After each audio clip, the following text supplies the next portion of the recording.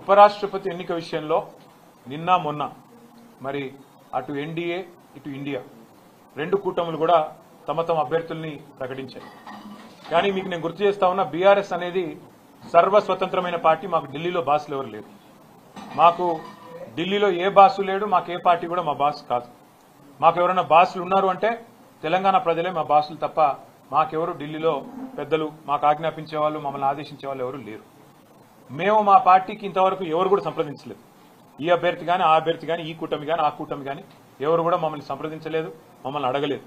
మేము కూడా ఒక పార్టీగా కేవలం మీడియాలో చూసిందే తప్ప ఉపరాష్ట్రపతి ఎన్నిక జరుగుతుందని మాకు ఇంతవరకు ఎవరు కూడా సంప్రదించింది లేదు, ఎవరు కూడా అడిగింది లేదు. పార్టీగా ఇంకా టైం ఉంది, సెప్టెంబర్ 9 ఎన్నిక కాబట్టి కూర్చొని ఆలోచించుకొని మేము ఎలక్షన్ తేదీ నాటికి మా వైఖరి ప్రకటిస్తాం. కానీ ఒకటి మాత్రం నేను గుర్తు చేస్తా ఉన్నా, మేము ఎన్డీఏ కూటమిలో లేము, ఇండియా కూటమిలో లేము. మాకు ఇద్దరు అభ్యర్థులకి ఎవరికి సపోర్ట్ చేయాలనే విషయంలో మాకు ఢిల్లీ నుంచి ఏ ఒత్తిడి లేదు. మాకు ఏ ఒత్తిడికి తల ఒగ్గాల్సిన అవసరం లేదు. మాకు ఢిల్లీలో ఏ బాస్ కూడా లేరు. మేము తెలంగాణ ప్రజల మూడుకు అనుగుణంగా, తెలంగాణ ప్రజల ఆకాంక్షలకు అనుగుణంగా, ఇక్కడ ప్రజల ప్రయోజనాలకు అనుగుణంగా, రాష్ట్ర ప్రజల ప్రయోజనాలకు అనుగుణంగా ఏ నిర్ణయమైనా తీసుకుంటాం తప్ప మేము ప్రస్తుతానికైతే ఏ నిర్ణయం కూడా తీసుకోవాలి.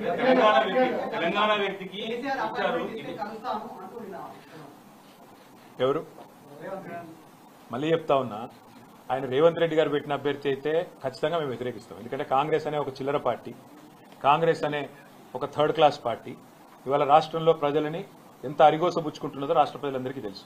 మరి అట్లాంటి థర్డ్ క్లాస్ ముఖ్యమంత్రి, థర్డ్ క్లాస్ పార్టీ పెట్టిన అభ్యర్థిని మేము సమర్థిస్తారని మీరు ఎట్లా అనుకుంటారు? నాకు అర్థం కాదు. ఇంకోటి, ఇవాళ జరుగుతున్నది ఏంటంటే ఒక డ్రామా. ఉపరాష్ట్రపతి ఎన్నికల విషయంలో డ్రామా. నిన్న మొన్నటిదాకా ఏమన్నారు ఇదే రేవంత్ రెడ్డి గారు, బీసీల విషయంలో మా పార్టీ చాలా చిత్తశుద్ధిగా ఉన్నది, బలహీన వర్గాల విషయంలో మేము ఢిల్లీ దాకా కొట్లాడతాం, అవసరమైతే అంతరిక్షం దాకా పోయి కొట్లాడతాం అన్నాడు. మరి ఒక బీసీ అభ్యర్థిని ఎందుకు పెట్టలే? అంత ప్రేమ ఉంటే తెలంగాణ నుంచి ఒక బీసీ అభ్యర్థి దొరకలేదు, ఒక కంచయ్య గారిని పెట్టేది ఉండే. తెలంగాణ నుంచి ఒక బీసీ అభ్యర్థిని పెట్టి ఇగో ఇది మా చిత్తశుద్ధి అని చెప్పుకునేది ఉండే. అంటే బీసీల మీద ప్రేమ మాత్రం నోట్లోనే ఉంటుంది. మళ్ళీ ఎన్నికలు నిలబెట్టే టైంకి వచ్చే వరకు మాత్రం బీసీలు కనబడరు మీకు. అట్లాంటి మీ మాటలు మేము నమ్మాలి, మీ మాటలు నమ్మి మళ్ళీ మీ వెనక నిలబడాలి.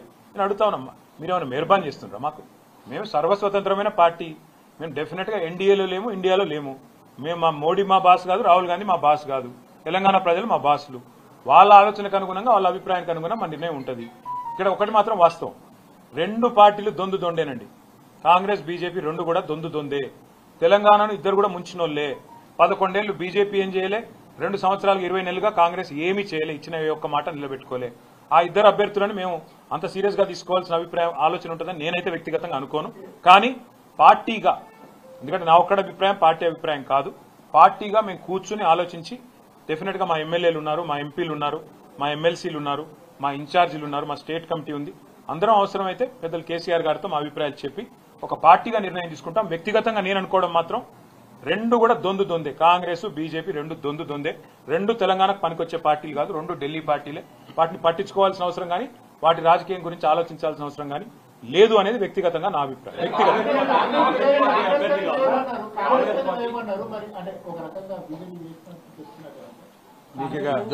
మీతో ప్రాబ్లం ఏంటంటే, ఇప్పుడే నేను చెప్పిన 11 ఏళ్లుగా బీజేపీ అనే పార్టీ తెలంగాణకు చేసింది గుండు సున్నా, స్పష్టంగా చెప్తున్నాం. ఇప్పుడు 20 నెలలుగా కాంగ్రెస్ పార్టీ తెలంగాణ ప్రజలకు కొట్టింది గుండు, ఇచ్చింది గుండు సున్నా. ఇది వాస్తవం. ఇవాళ యూరియా షార్టేజ్ ఉన్నది. ఎవరు బాధ్యులండి? కాంగ్రెస్ బీజేపీ కాదా? కేంద్రంలో ఉన్న బీజేపీ, రాష్ట్రంలో ఉన్న కాంగ్రెస్. మరి రెండు దౌర్భాగ్య పార్టీల వల్ల తెలంగాణలో 70 లక్షల మంది రైతులు వానల్లో తడుస్తూ ఎరువుల కోసం ఎండుతుంటే వీళ్ళకి మాత్రం ఎలక్షన్ రాజకీయాలు కావాలి. ఎలక్షన్ కావాలి, కలెక్షన్ కావాలి, ప్రైవేట్ మార్కెటింగ్ చేయాలి, బ్లాక్ మార్కెటింగ్ చేయాలి. ఇదే దందా. అందుకే అంటున్నారు రెండు దొందే.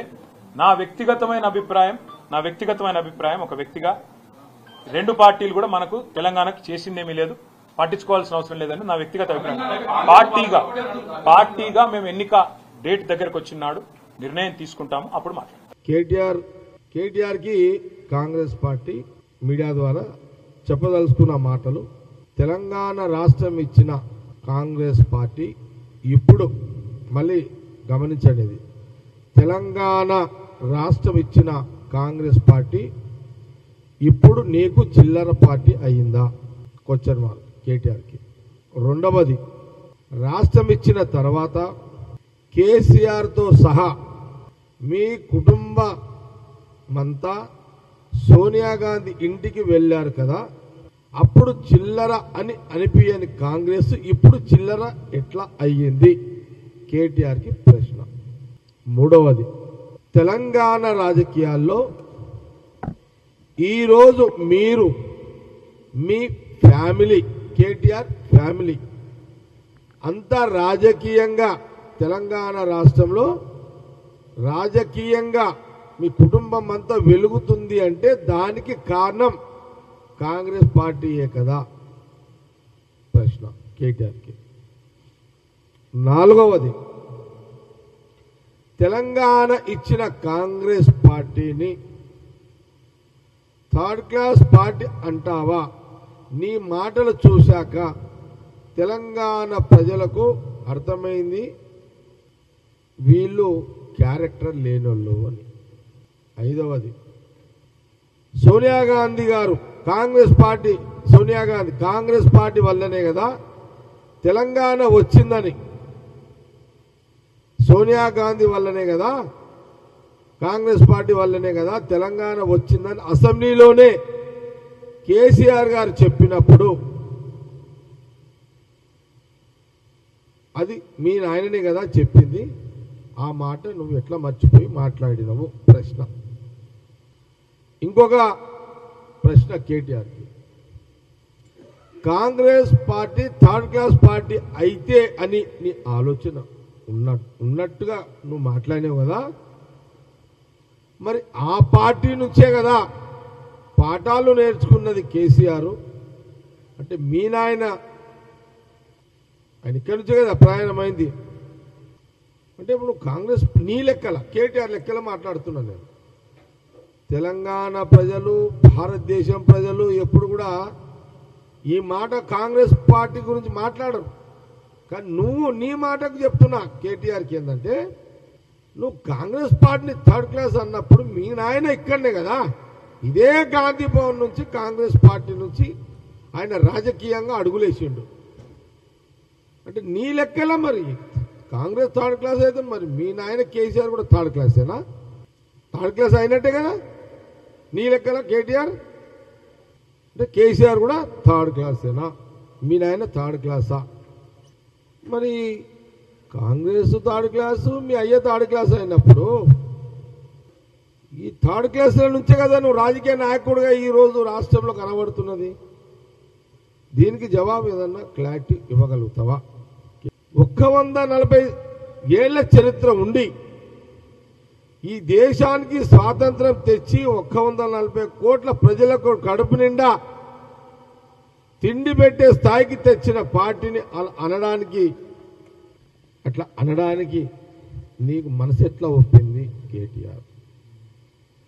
ఆనాడు మోతీలాల్ నెహ్రూ, జవహర్లాల్ నెహ్రూ, ఇందిరాగాంధీ, రాజీవ్ గాంధీ, సోనియా గాంధీ, రాహుల్ గాంధీ 6 తరాల నాయకుల చరిత్ర, వారి త్యాగాలు నీకు తెలుసు కదా.